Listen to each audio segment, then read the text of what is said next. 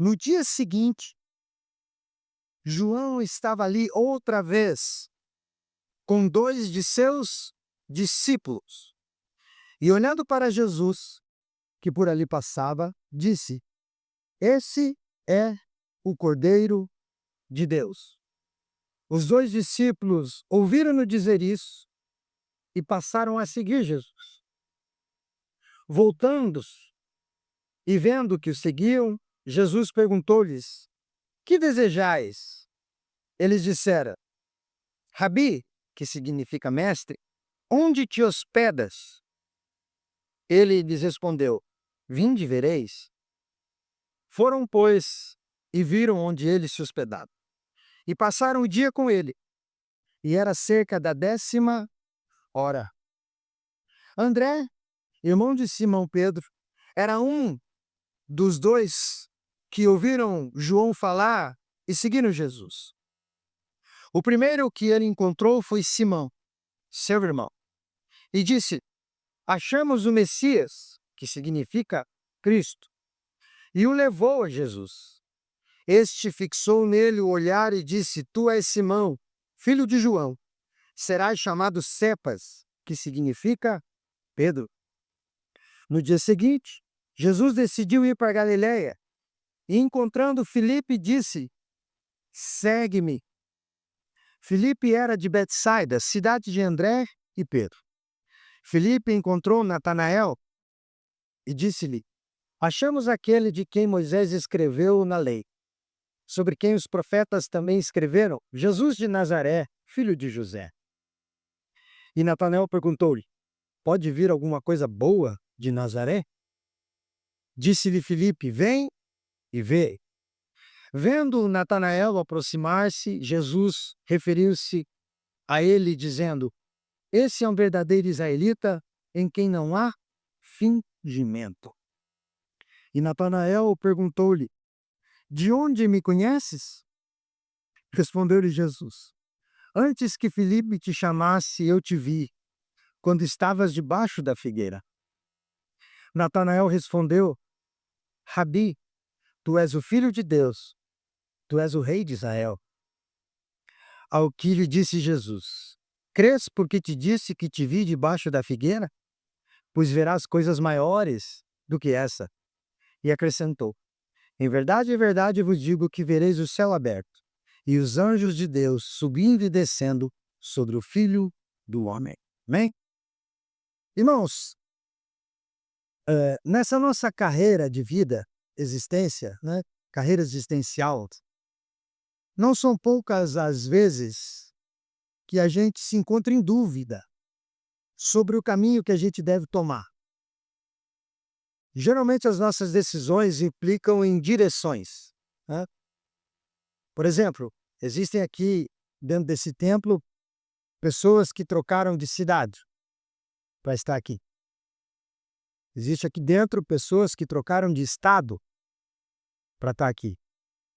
Não vier por causa da igreja, eu digo, para estar em Bombinhas. E tem aqui pessoas que trocaram de país para estar aqui. E então a gente já percebe que existem momentos, e talvez eles sejam a maioria, que decisão diz respeito à direção, a caminho, a jornada, né? Não é uma decisão entre comer uma maçã ou comer uma banana, mas é a decisão entre trocar de cultura, trocar de idioma, trocar de tudo, né? É quase que viver uma outra vida, é quase que abraçar uma outra vida, né? É quase que encerrar uma vida e começar outra. Às vezes a decisão é essa, certo? Então, não são poucas as vezes que a gente se encontra em dúvida. E depois que a gente escolhe o destino, escolhe o caminho, que a gente toma essa decisão, a gente ainda fica apreensivo se esta foi a melhor direção que a gente deu para os nossos passos. Será que é isso mesmo? Será que essa é a direção correta? Por isso, quase que geralmente, a gente se aconselha, a gente passa a se aconselhar, né? Por meio de exemplos que estão em nossa volta. O que eu quero dizer com isso? A gente avalia o caminho investigando outros que se aventuraram no mesmo rumo antes de nós. A gente começa a pesquisar pessoas que tomaram essa decisão e que vão para o mesmo destino que a gente está pretendendo ir. Vou ver se deu certo com ele. É uma base, né, eu posso tirar uma base disso. Ele fez o que eu estou tentando fazer, será que dá certo? Né, por exemplo, nós temos aqui o Oscar e a Tati, que vieram da Argentina, e não é só da Argentina ali, irmãos, eles vieram da Argentina quase Chile, né, eles moram se morassem na Argentina, estariam a quase 3 dias de nós aqui, de viagem, né, 3 dias de viagem, imagina. É muito, muito longe. Então, provavelmente, o Oscar, quando veio, conversou com muita gente que veio antes dele, né. Disse: "E aí, como é que é lá? Como é que funciona? Dá para viver? Dá para viver melhor do que a gente está aqui?" Então, a gente investiga, né, a gente se aconselha tomando esses exemplos. Então, a gente ouve histórias, a gente averigua essas histórias, a gente pesa os resultados, né, das opiniões que a gente ouve, e ainda assim com muito receio, porque como eu disse, é uma nova vida, a gente coloca o pé no trajeto pretendido. A gente faz tudo isso.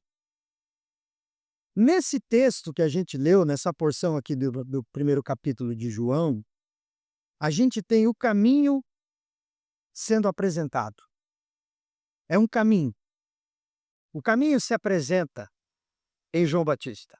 João Batista anuncia um caminho. Mas João Batista anuncia um caminho que se manifesta como não só o caminho, mas também como o próprio guia desse caminho e o próprio companheiro de jornada desse caminho. Jesus não é só o caminho, Jesus é o guia no caminho e Jesus é o próprio companheiro no caminho. Né? É interessante a gente pensar que em Jesus as coisas se completam. Ele é o caminho, ele é quem direciona a gente no caminho, apontando, e a gente está, mas eu vou andar sozinho? Não, o caminho se relaciona contigo, ele é companheiro de jornada.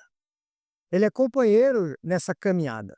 E é esse que João Batista apresenta, é esse que João Batista anuncia. O caminho é o próprio modelo e resultado de caminhar. Tudo se resume em Jesus. Em outras palavras, temos aqui um caminho que não só nos conduz a um destino agradável, mas que também se relaciona conosco durante o trajeto, durante a jornada. Jesus é isso para nós, é isso também que João Batista entende e anuncia em Jesus. E aqui começa a jornada de todo o que quer se tornar discípulo de Jesus ou um assíduo caminhante do caminho que é Cristo. Aqui começa a jornada. Por quê? Porque entre tantos caminhos sugeridos para que a gente chegasse a um destino agradável, foi manifestado a nós o verdadeiro caminho ao destino agradável. O único caminho a um destino absolutamente feliz, destinado àqueles que ouvem e por si mesmo acolhem o convite para caminhar. Ouvem o convite do Evangelho e por si mesmo decidem colocar o pé no trajeto. O caminho do Evangelho, o próprio Jesus Cristo. E aí a gente fica curioso para saber onde isso vai dar. E a resposta que a gente tem no texto, repetida por algumas vezes, é o quê? Vem ver. Vem ver. Essa é a resposta que Jesus dá o tempo todo. Vem e vê. Filipe diz isso para Natanael. Veja por si mesmo. Bota o pé. Dá o primeiro passo. Entra aí. Venha. Veja por você mesmo. Está curioso onde o caminho dá? Está curioso onde esse caminho conduz? Bota o pé nele, começa a andar. Segue Jesus. E não é uma aventura apenas. Talvez no início sim, né? Aquele primeiro amor, aquela primeira chama, né? Tudo é aventura. Não é só aventura, mas é um caminho esclarecedor. É um rumo na vida. É uma direção certa, correta. Esse é o caminho. Por isso eu queria falar com você nessa manhã sobre isso, o convite ao caminho. Nós temos, nesse texto que a gente leu, o convite ao caminho, que é Jesus, ao caminho do Evangelho.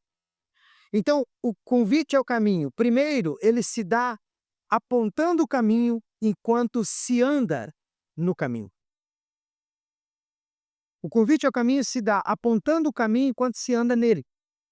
Você já é um caminhante, você já é um passageiro, você já é alguém que está desenvolvendo essa jornada e vai apontando esse caminho enquanto você caminha, enquanto você vai. No capítulo aqui de João, capítulo 1, por 2 vezes o evangelista João registra que Jesus passou por João Batista. No verso 29 desse primeiro capítulo, diz que Jesus foi em direção a João. E no verso 35 e 36 que eu li, diz que passou em frente a João, passou por João. Por 2 vezes Jesus faz isso. João Batista não conhecia o Cristo, ele diz. Eu não conheço, mas é minha função manifestá-lo. Está no verso 31 do capítulo 1 de João. Eu não conheço, mas a minha missão é manifestar Jesus. Então João aqui, João Batista, é aquele que abre o caminho para que o caminho se manifestasse. Ele abre o caminho para que Jesus, o próprio caminho, fosse manifesto. Ele é esse que vem antes para anunciar o caminho. E por que ele faz isso? Simplesmente porque confiou que esse era o único caminho que ele tinha para percorrer. João Batista disse: essa é a minha missão. Essa é a única estrada que eu tenho para andar. Anunciar a estrada que é Cristo. Seguir Jesus e apontar Jesus para todos aqueles que estão na beira, que estão sem caminhar ou que estão nos rumos errados da vida. Então é apontar Jesus enquanto caminha em Jesus ou enquanto caminha com Jesus. Essa é a missão de João Batista. Portanto, quando lemos João Batista nas páginas dos evangelhos, o que é que nos vem à mente? Eu não sei se você já viu ele assim, mas eu sempre vejo João Batista assim. Ele é uma espécie de guia turístico. Você já foi a um lugar, visitar um lugar, fazer um passeio onde tem um guia? O guia te acompanha durante o passeio e vai te mostrando as belezas do caminho, né? As coisas interessantes do caminho. Ó, isso aqui significa isso aqui significa isso aqui, foi aqui que aconteceu tal coisa. E você vai aprendendo da história do lugar porque alguém conhece o lugar melhor do que você. Você vai aprendendo da história do lugar porque alguém conhece os detalhes que passariam batidos se ele não estivesse ali, te mostrando isso. Que você ia passar sem saber. Então, João é essa espécie de guia turístico. Parece-nos alguém que está sempre à beira do caminho para apresentar as belezas do local para quem está passando e para convidar as pessoas a ir por aquele caminho, a andar por aquele rumo. Ele parece conhecer o caminho melhor do que qualquer outro, como um guia, né? Sabendo onde o caminho começa, sabendo onde ele termina, anunciando os detalhes do caminho como quem percorreu o caminho inúmeras vezes e sabe daquilo de cor. É esse guia. João Batista, no Evangelho, é sempre esse, anunciando o caminho para alguém, anunciando Jesus para alguém. Mas, mesmo se apresentando como um caminhante assíduo desse percurso, parece que se você quiser encontrar João, você tem que sempre procurar ele no início do trajeto. Sempre. Parece que João vai estar sempre assentado no começo do caminho, numa pedra, esperando o primeiro que chega e diz assim: olha, onde é o caminho do evangelho? Ele diz: vem cá, vem comigo, eu vou te mostrar. Não é assim? Outra coisa interessante e atraente no texto é que nas 2 vezes que Jesus passa por João Batista, João, o evangelista, especifica que foi no dia seguinte. No dia seguinte, no dia seguinte, ele repete isso. E o que isso indica para nós no texto? Que todas as vezes que alguém procurar informações sobre o caminho do Evangelho, vai encontrar João Batista lá. O que eu quero dizer com isso? Todas as vezes que alguém começar a ler a Bíblia pela primeira vez e dizer, eu vou entrar nessa que esses camaradas estão entrando aí, vou comprar uma Bíblia e vou ler. Ele vai ler Mateus, o primeiro evangelho, a primeira pessoa que ele vai dar de cara é quem? João Batista. Ele vai ler Marcos, é João Batista que vai aparecer primeiro. Ele vai ler Lucas, é João Batista. E ele vai ler João, é João Batista. João Batista é esse que está sempre convidando as pessoas ao caminho. Ele conhece o caminho, é o guia do caminho, parece que percorreu inúmeras vezes, mas vai estar sempre sentado lá no comecinho, na cabeceira. Vai estar sempre sentado numa pedra e alguém chega e diz, olha, coloquei o pé, queria saber o que faz. Ele vai levantar e vai dizer, vem que eu te mostro. Eis o Cordeiro que tira o pecado do mundo. Ele é esse que anuncia, sempre convidando as pessoas ao caminho enquanto caminha, enquanto é um caminhante assíduo do percurso. João Batista é esse que está convidando as pessoas. E o que a gente entende desse encontro com João Batista no início dos evangelhos? Toda vez que você decidir reler os evangelhos, ele vai estar sempre no mesmo lugar, vai estar sempre no começo. O que a gente entende desse encontro? A gente entende o mesmo que os dois seguidores dele entenderam. André e o outro. A gente entende a mesma coisa que os dois entenderam. Que enfim foi revelado o caminho de volta para Deus. Que enfim foi revelado o caminho de volta para o Senhor. É Jesus Cristo. Jesus é esse caminho para o Pai. A gente entende no encontro com João o que André entendeu. Que Jesus revela o Pai. Ele diz, esse é o Cordeiro de Deus. É o que ele diz acerca de Jesus para aqueles que estavam com ele. Agora, olha que interessante. Não é revelado para nós qual foi a razão que fez com que esses dois rapazes seguissem Jesus. O texto diz que eles eram discípulos de João, estavam com João, Jesus passa, João aponta o caminho e diz, eis o Cordeiro de Deus, e os dois simplesmente abandonam João e seguem Jesus. E o texto não diz, por que esses dois foram atrás de Jesus e abandonaram o mestre deles? Por que abandonaram João Batista tão rápido assim?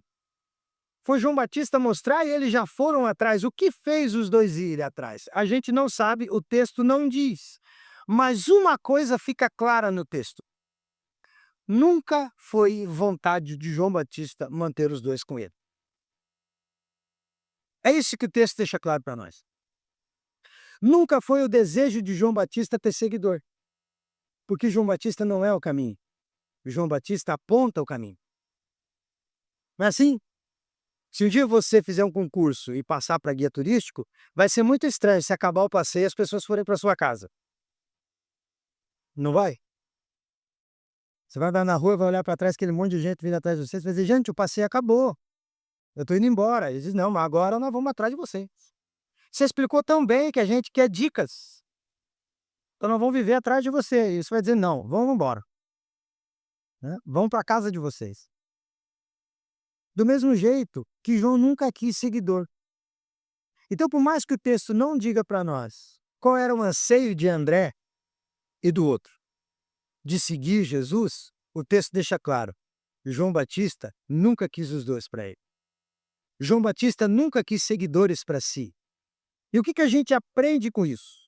A gente aprende qual deve ser o objetivo de todo cristão que se propõe a anunciar o caminho de Jesus, anunciar o Evangelho. Tornar todos quanto o ouvirem discípulos de Cristo e não seus. Se você é um caminhante do Evangelho e aponta o caminho para outros, você aponta para outros Cristo e não você. Se você começar, a partir do momento, a apontar para os outros a sua vida ao invés de Cristo e querer seguidores teus, você não está fazendo discípulos, você está fazendo prosélitos. Você está fazendo clones seus e não discípulos de Jesus. Por isso, quando os dois vão atrás de Jesus, João Batista não chora, João Batista não tem crise, João Batista não diz: olha, que traíras, né? Já me abandonaram. Não, ele nunca quis. O desejo dele sempre foi esse: ó, é a ele que vocês seguem, não a mim. Não a mim. Entendem isso? Esse é o papel de quem anuncia o evangelho. Tornar as pessoas discípulos de Cristo e não de si. Deus me livre ter um monte de Sandro andando por aí. Um já é insuportável, que sou eu, imagina mais de mim. Deus o livre. Deus o livre que alguém me siga por mim. Uma coisa é termos amizade, outra coisa é você achar que porque me ouve ou porque toca em mim alguma coisa sobrenatural acontece. Não, não acontece. Não acontece mesmo, pode ter certeza disso. Mas tem gente que gosta disso, não gosta? Tem gente que tira a gravata e diz: ó, toca aqui. Tem gente que tira o paletó e diz: quer meu paletó para você ter um pouquinho de mim? Aí você pergunta: passou desodorante? Vamos fazer as perguntas necessárias antes, né? Porque senão. Gente, isso é a coisa mais terrível do mundo.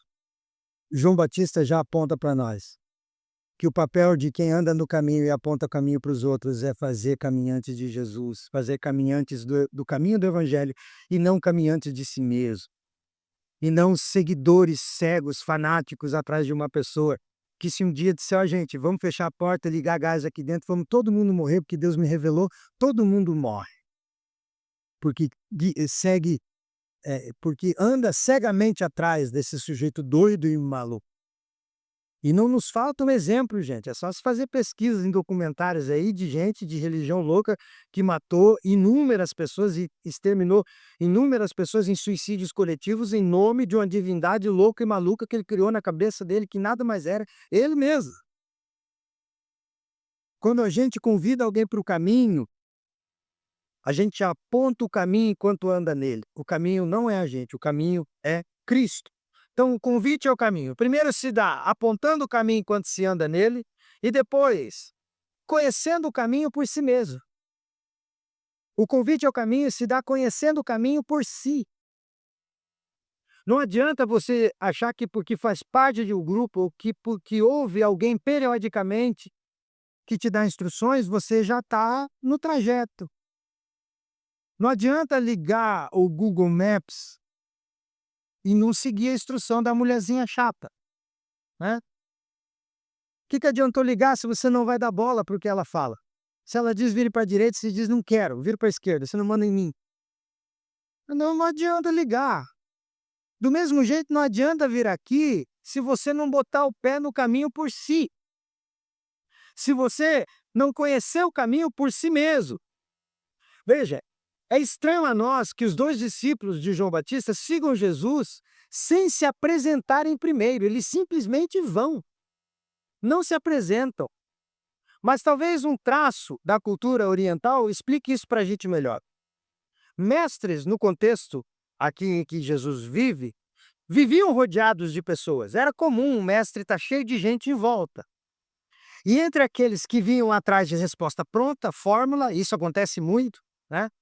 Pessoas buscam líderes para ter fórmulas, dá uma resposta pronta aí para mim, né? Dá uma resposta pronta. Eu quero algo que você me dê uma fórmula, eu aplique, dê certo e a minha vida mude. Então tem gente que vem atrás de mestres só para isso. Conhece a história do Billy Graham, né?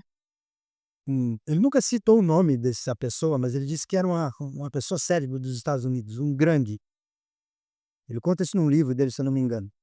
E ele disse que essa pessoa procurou e disse assim: ó, você é a maior autoridade dentro da religião nos Estados Unidos, dentro do protestantismo, você é uma autoridade única no nosso país, nos Estados Unidos, e eu me converti. Só que eu não quero errar a igreja, não quero errar a denominação. Então, me diz a igreja certa. Fala, essa aqui é a certa, é para essa que eu vou. Eu quero que você me diga o que você disser, eu vou tomar como verdade. Então me dá essa fórmula, para eu não errar. Eu não quero ficar errando em lugar e me decepcionando. Eu quero ir na igreja certa. Ele ligou para ele e disse assim: olha, eu sou pastor há muitos anos e nunca conheci a igreja certa. Mas eu tenho sim um conselho para te dar. Se um dia você encontrar, não entre nela. Por quê? Porque do dia que você entrar, ela vai deixar de ser certa. O dia que você entrar, você vai estragar com esse teu pensamento. Então deixa esse povo em paz se você encontrar. Deixa esse povo quieto. Não entra lá não. Não estraga o que tá bom, porque com essa tua mentalidade você vai destruir tudo. Então tem gente que vem atrás de líderes, atrás de fórmulas. E Jesus tinha esses que o procuravam para ter fórmulas prontas, respostas prontas. Outros permaneciam só por curiosidade. Mas haviam sim aqueles que dá para chamar de discípulo em potencial, pessoas interessadas no ensino de fato, certo? E nesse contexto, a intenção do discipulado, ela deve ser uma só: assimilar os ensinos do mestre, aplicar aquilo à vida, praticando esses ensinos como o mestre pratica, imitando, certo? Então os discípulos surgiam conforme o convite do mestre. Dentre esse grupo grande que ficava atrás dele, dentre esses curiosos e os da resposta pronta, ele olhava quem estava ali com sinceridade, quem queria mesmo alguma coisa. E ele escolhia esses, ele chamava, porque ele evitava os curiosos e os que vinham para discutir. Por isso, quando eles andam após Jesus, Jesus vira para eles e diz: "O que vocês desejam?" É quase que um convite, entende? É como se Jesus estivesse dizendo: "Ó, para os outros não, mas vocês eu quero saber, o que vocês querem? O que vocês procuram?" Denota essa aceitação de Jesus para os dois. E a réplica que eles dão é: "Onde te hospedas?" Que é isso que eles dizem. Onde você está hospedado? O que essa pergunta evidencia? Evidencia nos dois um desejo de um conhecimento que não vai ser saciado numa conversa de 2 minutos. É como se eles dissessem: "Ó, onde você mora? Porque o que a gente deseja leva tempo. Me diz onde você se hospeda, porque nós não vamos poder falar isso aqui na rua em 2, 3 minutos. Vamos para sua casa? Porque a lista do que a gente deseja, o que a gente quer saber é grande." Percebe? A gente precisa de uma conversa maior. Não vai ser saciado nesse espacinho de tempo. Aí qual que é a resposta de Jesus? Vinde e vereis. Vinde e vereis. Esse é o convite que Jesus faz a nós diariamente. Toda vez que você começa a pôr o pé no evangelho para querer andar, ouve pregações, comunga com os irmãos, e toda vez que isso vai acontecendo, você chega uma hora que é perguntado pelo Cristo: "O que você quer aqui?" E a pergunta é para você, não é coletiva não. "O que você quer aqui? O que você veio fazer no meio dessa moçada aí?" E a tua resposta não para o pastor, mas para Jesus deve ser: "Senhor, o que eu quero leva tempo. A gente precisa de uma conversa.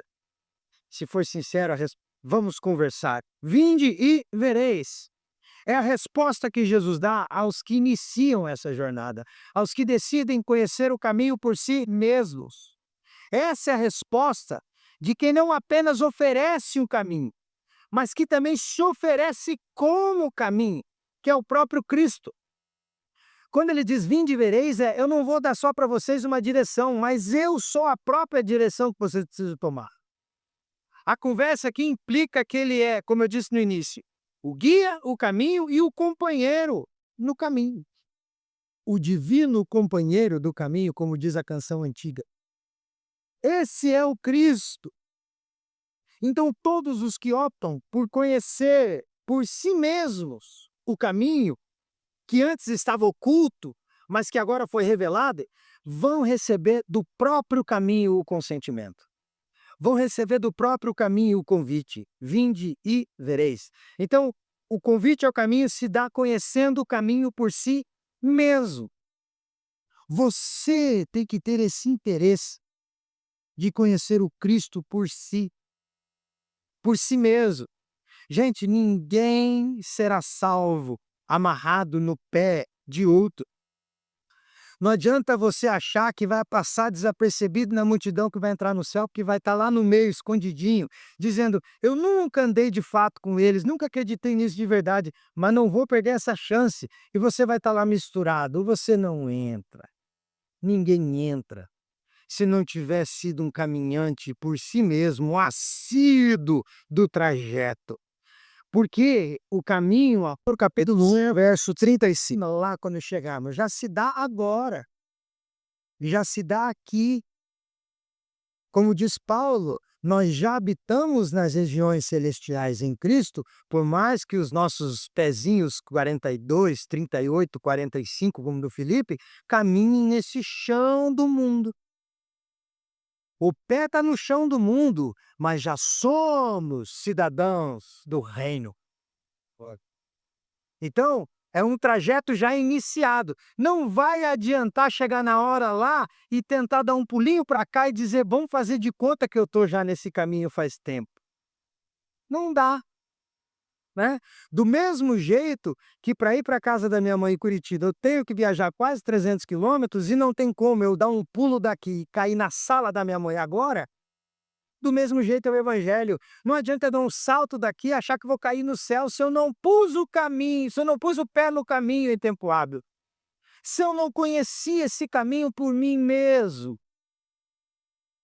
Esse interesse de conhecer o trajeto, de conhecer Jesus Cristo, parte do interesse pessoal. Eu posso morrer de falar do evangelho aqui, se isso não te interessar, você é só um religioso e eu sou alguém falando de religião também. Porque é muito mais pessoal do que isso. É muito mais pessoal. O convite ao caminho, primeiro, como ele acontece? Apontando o caminho enquanto se anda nele, na figura de João. Depois, conhecendo o caminho por si mesmo, na figura dos 2 discípulos. E 3, se dá levando o caminho às pessoas, ao mesmo tempo em que leva as pessoas ao caminho. O convite ao caminho também se dá assim, levando o caminho, que é Jesus, para as pessoas, ao mesmo tempo que leva as pessoas para Jesus, que é o caminho. João, o evangelista, identifica que um dos 2 que passaram a seguir Jesus se chama André. André é esse, um dos primeiros, certo? Que futuramente se tornará um apóstolo, enviado para pregar o evangelho e anunciar o caminho depois de João. Ele é um seguidor de João, passa a ser o seguidor de Jesus, depois se torna um apóstolo da igreja que passa a anunciar Jesus para os outros. Ele segue essa rotina, ele tem esse currículo. E o primeiro que ele encontra, depois que encontrou Jesus, é quem? O irmão dele, que a gente conhece bem, Pedro, irmão de André. Ele encontra o seu próprio irmão. Aqui é chamado de Simão Pedro. E a novidade nos lábios de André já vem carregada de entendimento, né? Porque ele diz: achamos o Messias, que quer dizer Cristo. Achamos o Cristo, o Messias. Veja, a longa conversa que ele tem com Jesus, quando Jesus diz vem e vê, no começo ele chama Jesus do quê? De mestre. Rabi, onde te hospedas? Chama Jesus de mestre. Mas a longa conversa na casa de Jesus foi suficiente para ver Jesus como Cristo. A conversa que ele teve na casa de Jesus fez ele entender, ele não é só um mestre. Ele é o Filho de Deus, ele é o Messias, ele é o Salvador. Essa conversa na casa foi suficiente para ele mudar a mentalidade dele acerca do que ele tinha visto. Ele não é só um rabi, ele é o Messias. E ele fala para o irmão, olha, achamos um mestre. Não, ele diz o quê? Achamos o Cristo. Mano, achamos o Messias. Ele já tem um entendimento diferente. Ele já tem um outro conceito. Fez ele entender que o caminho havia se revelado não só como o proposto pelo Antigo Testamento, mas também agora vivo e encarnado na história. Achamos o Cristo, o Messias, o prometido, aquele de quem as Escrituras falavam e agora ele está entre nós, encarnado entre nós. Então André se caracteriza como esse caminhante que sempre apresentava e oferecia jornada para alguém. André é sempre esse sujeito que está apresentando Jesus a alguém ou está apresentando alguém a Jesus. Ele está sempre levando alguém ao caminho ou levando o caminho a alguém. Percebe? Ó, além desse episódio aqui, que ele fala com o irmão dele e diz achamos o Cristo, que ele apresenta Pedro a Jesus ou Jesus a Pedro, tem outros 2. No Evangelho de João, capítulo 6, ele apresenta um menino que tem 5 pães e 2 peixes. É ele quem traz o menino. É ele quem apresenta o menino para Jesus. Em João 12, ele fala para Jesus: olha, os gregos te procuram. Ele está falando para Jesus: eu preciso te apresentar umas pessoas. Parece então que André tem essa alegria. A alegria de André é trazer peregrinos novos ao caminho, enquanto ele propõe a esses peregrinos uma nova jornada. André é esse homem que leva as pessoas ao caminho, ao mesmo tempo que leva o caminho às pessoas. Esse é talvez o primeiro passo de quem põe o pé no caminho. Diz assim: rapaz, é um caminho tão bom, eu tenho que anunciar, eu tenho que mostrar. Não é interessante quando você vai para um lugar muito visitado e você descobre um trajeto que economiza combustível, tempo, sei lá o quê, ou que é mais bonito, e alguém diz: estou indo para lugar tal. Você diz: olha, quando chegar aqui, vira para a direita, vai ter um comércio, você vai ver que ali é bem melhor de andar. Não parece isso? André é esse. Ele diz assim: olha, encontrei um rumo muito melhor de andar. E o primeiro que recebe a notícia é o próprio irmão dele. Pedro, achei o Cristo. Encontramos o Messias. O Messias nos encontrou. Eu já estou nesse caminho, porque comecei chamando de mestre, agora já estou chamando de Cristo, porque tenho certeza. E vem ver. Venha conhecê-lo. Então André é esse que recebe esse efeito de quem entrou no caminho e passou a se relacionar com o caminho. E qual é o efeito? Compartilhar da jornada com todo mundo. Compartilhar desse caminho com todo mundo.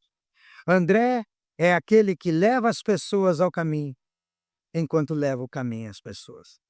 André não tem essa preguiça, André não tem esse medo, André não se envergonha de nada, porque ele sabe que encontrou o Cristo. Ele diz: assim como eu comecei chamando ele de mestre e encontrei o Messias, isso precisa ser visto por todos, isso precisa ser enxergado por todo mundo. Esse é o convite do caminho, gente. Levar o caminho às pessoas, enquanto leva as pessoas ao caminho. Qual é o teu relacionamento? No seu trabalho, na sua rua, na sua vizinhança? O que a gente faz? Porque se a gente sabe o endereço da felicidade verdadeira, Jesus Cristo, por que a gente guarda esse endereço só para nós? Ou por que a gente é seletivo e diz: não? Veja, João começa com a família, André começa com a família. Parece ser seletivo, né? Mas depois ele já vai para um menino e depois ele já vai para gregos. Ele já é o primeiro a ter a ideia de que o gentil pode ser escutado e conversar com Cristo, quando isso era um absurdo até para o próprio irmão dele. Ele diz: não, ele vai para todos, ele vai para todo mundo que se aproxima. O convite é o caminho. Primeiro, se dá como? Apontando o caminho enquanto se anda nele. Depois, conhecendo o caminho por si. Depois, levando o caminho às pessoas ao mesmo tempo que leva as pessoas ao caminho. Em último, penúltimo, se dá na intimação e na intimidade do caminho. Em último lugar, melhor dizendo. Terceira divisão. O convite ao caminho se dá na intimação que o caminho faz a nós e na intimidade que o caminho propõe a nós. Veja só.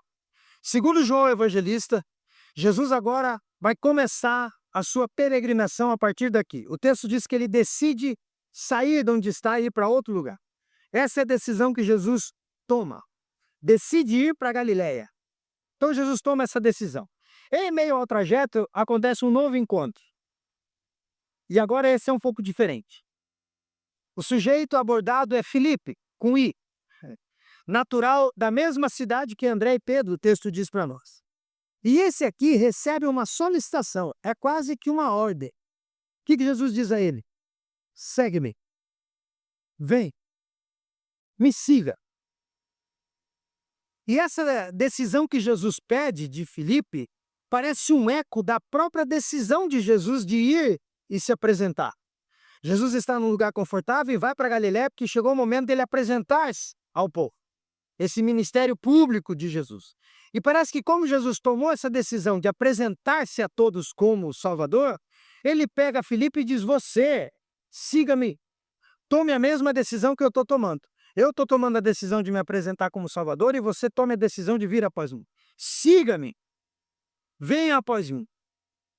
Não tenha tempo para pensar e não fique raciocinando muito. A decisão deve ser urgente. E o porquê que Felipe se prontifica a atender imediatamente essa intimação de Jesus não é revelado a nós. Mas ele vai. Alguma coisa acontece em Filipe, que ele decide. O resultado é impactante. Por isso, gente, a graça, ela é irresistível, tá? A graça salvadora, ela é irresistível. Significando dizer que quando Jesus decide salvar, quando Jesus decide escolher alguém, não tem o que faça. A graça é irresistível. Quando ele salva, ele salva. Aí você pode dizer, pastor, mas eu neguei por muito tempo. Então eu resisti à graça muito tempo. Como que ela não é resistível? Dá para resistir, porque eu ouvi do evangelho faz tempo e me converti muito tempo depois. Aí vem John Piper, aquele pastor americano, e dá uma resposta formidável a essa pergunta. Ele diz, a graça é resistível até deixar de ser. Esse é o ponto. Você pode resisti-la até o dia que o Salvador decide. Agora você não vai resistir mais. Agora eu te quebro. E aí você vai para os textos inúmeros, né? Paulo está indo com carta, Paulo está indo com autorização para prender cristão. E é lançado ao chão pela graça. Na linguagem dele mesmo, em Atos, o boi brabo foi domado. É assim que ele vê. Porque essa é a resposta, né? Dura coisa te é dar coice contra o aguilhão da graça. Ficar dando coice enquanto a graça fica te alfinetando para te salvar. Para de coicear, boi brabo. Você foi domado, dominado. A graça é irresistível. Quando ela vem, ela toma. Quando ela vem, ela arranca o pecado de nós. Quando ela vem, ela nos derruba. Ela nos cega, como fez Paulo quando viu a luz, ficou cego dos olhos naturais para poder enxergar com os olhos da alma. A graça de Deus irresistível. O resultado com Filipe aqui é impactante. Aí você diz, pastor, mas o que será que aconteceu? O que ele raciocinou para ir atrás? Não raciocinou nada, gente. É só você lembrar da tua conversão. O que você conseguiu pensar no dia que a graça caiu que nem uma bomba na tua cabeça? Você não pensou, foi em nada. Você se rendeu, caiu de bruço no chão e chorou igual a criança recém-nascida. Se arrependendo de pecados e pecados que lhe vinham à mente, praticados até entender que confissão não é, que arrependimento e confissão não é dizer a Deus pecados praticados, é confessar a Deus o pecador que se é, o inimigo que você foi de Deus o tempo todo, como diz Paulo em Romanos. Foi isso que aconteceu com Filipe. E qual a primeira coisa que ele faz depois do resultado impactante? É já catar o primeiro que ele vê na beira da estrada e dizer, rapaz, você não sabe o que me aconteceu. O sujeito já sai chamando todo mundo para o caminho. Pega alguém que está na beira da estrada e anuncia o caminho para esse, como se ele já andasse no caminho, ó um tempão. Ele já está cheio de sabedoria, com pouco tempo de conversa. Ele já olha para o outro e, como se ele tivesse habituado ao caminho, ele diz, olha, vem, vamos atrás do Cristo. Esse conhecimento acerca de Cristo engloba as duas fontes que ele tem em mente. O Antigo Testamento, que apontam para Jesus, a lei e os profetas, por isso que ele diz, encontramos aquele de quem a lei e os profetas falavam, de quem Moisés falou. Então, Filipe se mostra tanto alguém voluntarioso quanto consciente da decisão. Ele diz, olha, encontramos aquele de quem a Escritura falava. Você percebe que da conversão para o primeiro evangelismo não durou muito tempo, não? Ele já está convidando pessoas e como quem conhece, porque ele tinha o conhecimento do Antigo Testamento. É ele, é esse mesmo. Ele se mostra essa pessoa. Por outro lado, nós temos o Natanael. É esse convidado agora para colocar o pé no caminho. convidado por Filipe. E veja, Natanael se mostra alguém também conhecedor, né? Ele se mostra alguém conhecedor das promessas acerca do Cristo, tanto quanto Filipe. Por isso ele argumenta rapidinho, olha, não tem nada no Antigo Testamento que dissesse que o Messias vinha de Nazaré. Eu conheço as escrituras do Antigo também. E não diz que é Nazaré lá. Então, pode vir alguma coisa boa de Nazaré? Será que vem? O contra-argumento de Filipe é qual? Segue o exemplo de Jesus. Vem e vem. Você vai ter que descobrir. Você vai ter que descobrir por si mesmo. Você vai ter que experimentar. Você vai ter que saber por você mesmo, Natanael. Porque se o caminho é dinâmico e é relacional, ele tem que ser assumido tanto pela consciência, o que a gente sabe acerca de Jesus no Antigo Testamento, quanto pelos sentidos, vê-lo, andar. É completo. É como se Filipe estivesse dizendo, olha, o seu argumento faz sentido, é racional, mas você precisa ver. Você precisa ver o que eu vi. Você precisa ouvir o que eu ouvi dele. Sentidos. Vamos lá. Vamos juntar as duas coisas, Natanael. Vem e vê. E aí, Jesus se apresenta como o caminho que, antes de se tornar conhecido pelos viajantes, é o profundo conhecedor de cada um deles. Jesus olha para Natanael e diz o quê? Eu vi você debaixo de uma figueira meditando. Eu vi você estudando. Eu vi você meditando nas Escrituras, embaixo da figueira. Ou seja, o caminho já conhece o viajante antes do viajante começar a caminhar. O caminho já tem conhecimento de quem vai pôr o pé lá. Jesus já disse para ele, eu sei quem tu é. Eu sei quem você é. E a revelação que ele faz a Natanael, fez Natanael entender isso muito rápido. Jesus o vê se aproximar e faz para ele um elogio, né? Que saindo da boca de Jesus quase que é uma constatação, né? Ele diz, esse é um verdadeiro israelita, em quem não há fingimento. Gente, isso aqui que Jesus faz é extraordinário. Porque Natanael, o nome, é o mesmo que Israel. Só que o comecinho do nome, Natanael, é aquele que nasceu, né? De Natal, nascimento. Aí Jesus diz assim, ó, eis aqui o verdadeiro israelita em quem não há fingimento. Quem era Israel antes? Jacó. Jacó é o que engana.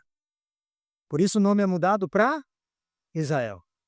Jesus olha para Natanael e diz assim, ó, você não é o Jacó, você é o Israel. O Israel nascido, Natanael. Você é esse. Por isso Jesus faz, nessa frase, esse contraponto. O verdadeiro israelita, não mais o Jacó, em quem acabou o engano e o fingimento. É isso que Jesus diz para ele. E ele pergunta, de onde você me conhece? Quem te disse ao meu respeito? Aí o que segue no texto é a intimidade que o caminho propõe para os seus viajantes. A resposta de Jesus mostra que existe um conhecimento prévio que deseja se revelar com uma profunda pessoalidade entre os envolvidos. Jesus nos conhece antes de a gente colocar o pé no caminho.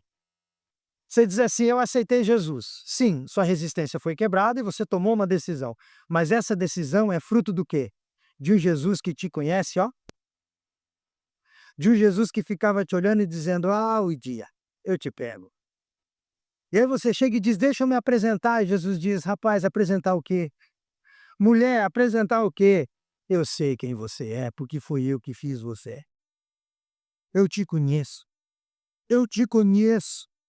Sei quem você é. Essa é a resposta de Jesus. E o que surpreende Natanael não foi tanto que Jesus tivesse visto ele debaixo da figueira, mas o fato que Jesus leu o anseio do coração dele. Me ver debaixo da figueira, ele pode ter me visto de longe, ou sei lá, com binóculo, de alguma maneira, com a luneta. Não é isso que impressiona. O que impressiona é que ele leu uma coisa que ninguém sabia, só eu e Deus. Ele sabe o que eu estava meditando, ele sabe no que eu estava pensando, ele sabe das minhas crises. E aí, quando ele convida, te conhecendo melhor, você diz: opa, eu vou me relacionar com quem eu não preciso nem dar detalhe, ele já sabe. Eu acho muito interessante, eu gosto de futebol, como muitos aqui, quando alguns jogadores dão entrevistas sobre duplas. Tem uma entrevista agora que o Romário e o Bebeto fizeram juntos, né? Cheio de palavrão, porque brasileiro, não sei porquê, né? De 10 palavras, 11 é palavrão. Mas se você não tiver um ouvido muito pudico, dá para assistir. É interessante. Às vezes eu sabia onde você estava. Eu não precisava erguer a cabeça. Eu estava com a bola no pé, eu já sabia onde colocar a bola, porque eu sabia onde você ia. O entrosamento era tanto que eu já te conhecia sem te olhar. Aí quando a gente vê que alguém que pratica o esporte por tanto tempo ao lado do outro faz isso, quanto mais o evangelho, quanto mais o coração nosso ser lido pelo Cristo que nos conhece, o Cristo que sabe, o Cristo que nota, o Cristo que vê. Muito mais isso. Jesus diz: olha, eu já te conhecia, e o que pega Natanael é isso. Não é só ter me visto lá de longe, debaixo da figueira, ou não é alguém ter contado: ó, fala para ele que viu ele ontem lá, e isso vai impactar porque você não estava lá e vai parecer misterioso. Natanael dizendo: pouco importa. O que ele leu na minha alma é o que me espanta, porque ninguém sabia. Só eu e o Pai, só eu e Deus. Essa é a pessoalidade. Portanto, não tem outra coisa a fazer senão aceitar o convite. O que Natanael responde? Rabi, mestre, tu és o filho de Deus, tu és o rei de Israel. Essa é a resposta que ele dá. Ele vai passar a seguir. O caminho revelou-se a ele, como conhecedor profundo dele, um nem ainda viajante. E sabe o que é interessante para fechar o argumento que eu dei sobre o nome dele com referência a Jacó e Israel lá do encontro? Qual é a visão que Jacó tem depois que o nome é mudado para Israel da luta com o anjo? Uma escada. Os anjos descem e sobem. O que Jesus diz no final? Porque eu disse que te vi, você creu? Você vai ver coisa maior. Você vai ver os anjos do Senhor subindo e descendo no Filho do Homem. Jesus aplica aquele texto a ele: eu sou a escada lá. Eu sou a escada daquela visão. A partir de agora você vai ver coisas maiores. Deus entre os homens, levando os homens a Deus. O caminho revelado direto para o Pai, Jesus Cristo, montando a sua equipe. Jesus Cristo montando a equipe. Por que João Batista não está no término do relato? Porque João Batista é o guia. João Batista diz: vão atrás dele, porque eu vou ficar sentadinho aqui. Para todo mundo que passar, eu apontar: ó o Cordeiro que tira o pecado do mundo. Vai, ó o Cordeiro. O plano é perfeito. É tudo feito de um jeito sem falhas, sem defeitos. O plano de Deus, o convite ao caminho do Evangelho. Jesus é o guia, é o caminho e é o companheiro de jornada. É isso que a gente vê nesse texto. Por isso o convite ao caminho, ele é pessoal e é vívido, é real, é para ser experimentado. Foi feito por meio de uma revelação daquele que encarna tudo o que propõe na jornada. Jesus é aquele que encarna tudo o que propõe para nós. Por isso que Isaías vai dizer que ele levou sobre si todas as coisas. Tudo que Jesus exige de nós nesse trajeto, ele fez por nós como o próprio trajeto. Por isso que não há nada que a gente não suporte, gente. Porque ele suportou tudo por nós. Por isso a gente suporta. Por isso você passa por situações que você acha agora não vai, daqui não passa. E passa. Como o pastor Eliandro pregou há tempos atrás aqui, né? Pedro foi peneirado, e o que Jesus diz no texto? Eu vou abrir essa fresta da peneira porque Pedro vai passar.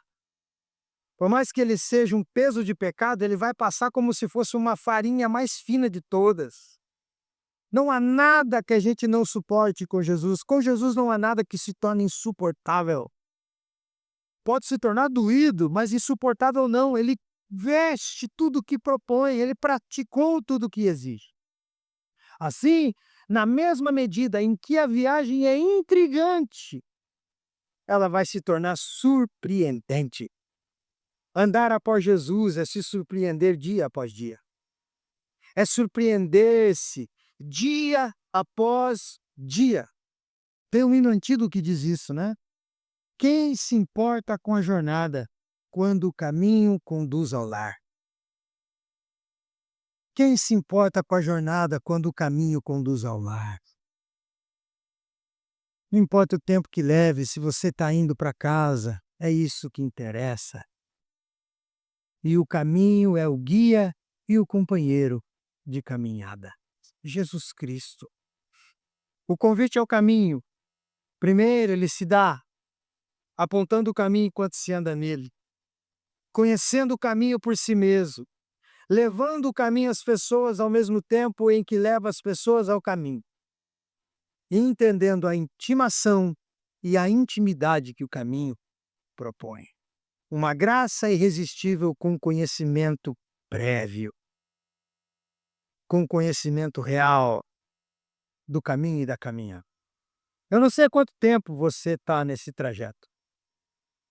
Eu não sei quanto tempo isso levou e quanto tempo está levando. Eu não sei se você começou ontem, botou esse pé e por enquanto tudo para você ainda é uma surpresa. Mas saiba, sempre será uma surpresa. Sempre. Eu não sei para quantas pessoas você tem apontado esse caminho. E às vezes você se frustra e fica triste, que parece que quanto mais você fala, mais distante as pessoas ficam. Parece que quanto mais você aponta, é para cá, a pessoa vai para lá. Parece que quanto mais você diz, é por aqui, a pessoa segue um outro rumo contrário. Não desista. Insista. Continue anunciando o caminho, continue caminhando e propondo esse caminho aos outros. E nunca esqueça do dia que esse caminho se apresentou como essa intimação a você. O dia que você viu que só tem esse caminho e não tem outro, por isso você teve que se render. E saiba, não há nada que o caminho precise saber sobre você que ele não saiba. Ele te vê meditando debaixo da figueira. Ele te vê lavando louça e chorando desesperado quando não tem ninguém em casa, só você e ele escutando uma música e pedindo: Deus, tenha misericórdia. Ele sabe. Ele sabe até quando você vai atrás de um pecado, de uma alegria falsa, dizendo: ó, você vai injetar essa alegria na veia, vai durar alguns segundos, depois o efeito rebote vai te jogar na depressão, porque você vai ficar triste porque pecou, e eu vou estar lá. Não passando pano, mas eu vou estar lá para você colher perdoadinho o que você deve colher disso que você praticou. Ele te conhece, ele sabe. Amém? Coloque-se de pé, por gentileza.